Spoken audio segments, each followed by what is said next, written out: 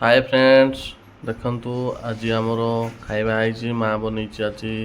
गरम भात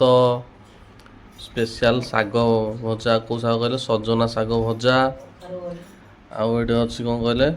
पियाज और मिक्सचर लुण लंका एटा गोटे मेन आइटम ए आइटम कहले बड़ी आउ आलू बेसर मैं आपन खाई देखाऊँ केमती कौन लगुच।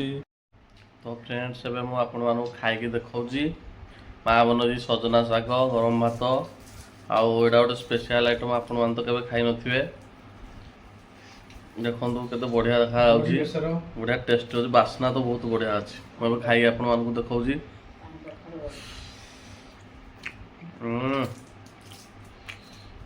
बहुत बढ़िया टेस्ट सजना शाग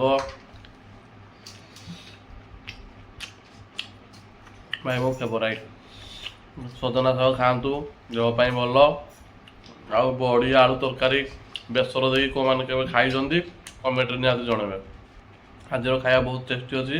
तबे मुझे आम ए खाई ना ठीक अच्छे आउ गोटे वीडियो देखा रही जय जगन्नाथ।